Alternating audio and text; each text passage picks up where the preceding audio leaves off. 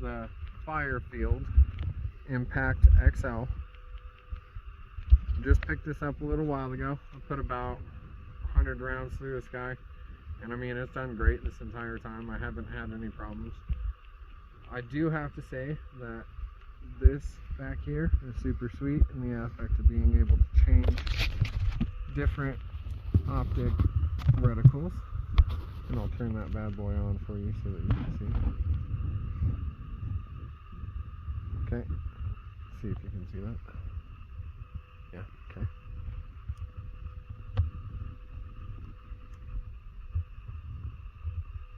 I can't get the...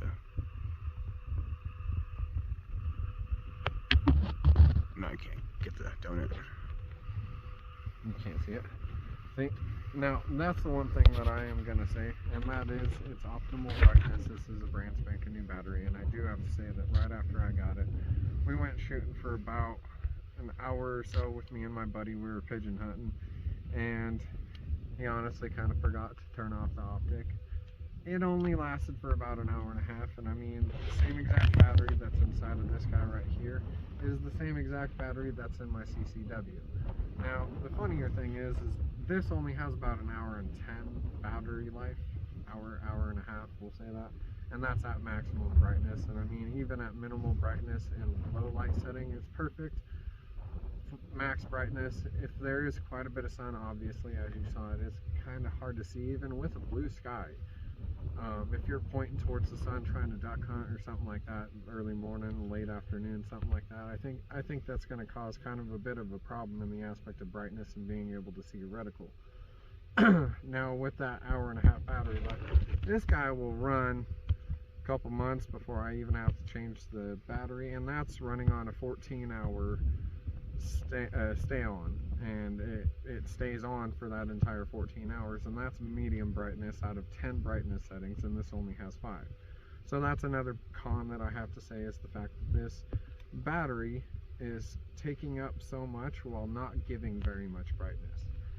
Now, on that same note, I've had no other real problems with it. The mounting of being able to put it on was super easy. 2 Allen keys right there and right there.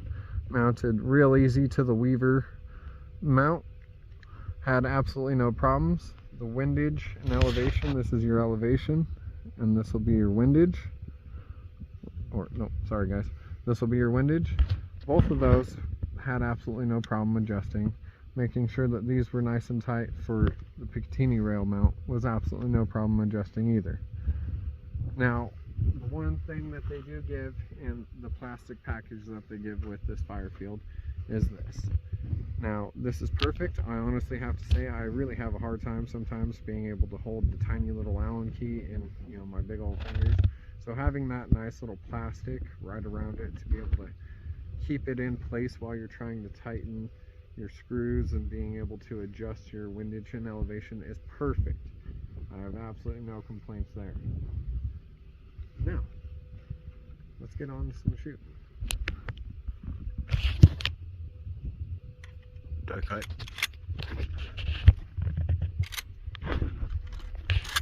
Alright guys, we're going to head out to about 25 yards to those dingers down there using some Federal Top Gun birdshot. Just cheap rounds, nothing special or fancy. We're going to go shoot.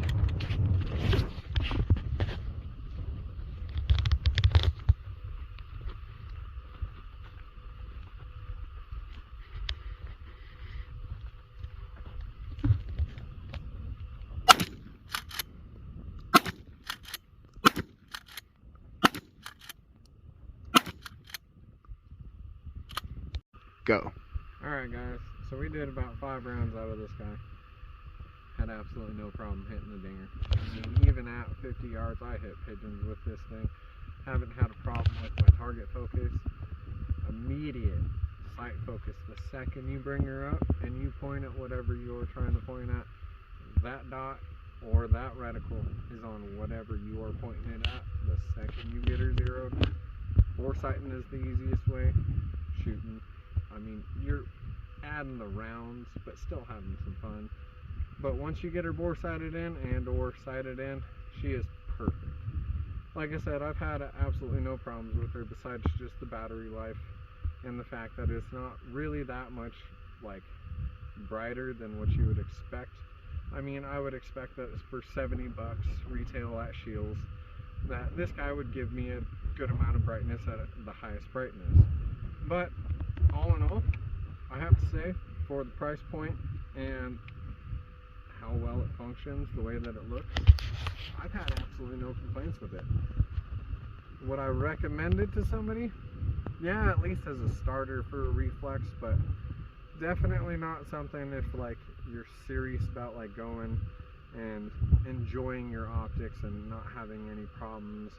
And just honestly, like, I know that you could pay a little bit more and get a little bit better, and or even pay about the same price from the guys at Taxicon and get the reflex for about, I think it's $59.99 for their reflex.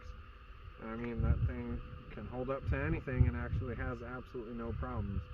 So in that sense, it's honestly, it's up to you on if you want the convenience of going to the store and picking up your reflex and looking at it hand to hand and seeing, you know, in your hands how it looks before you just buy it, or going online and picking out something that you know for a fact that everyone's used. You can see some reviews on it and know how well it works.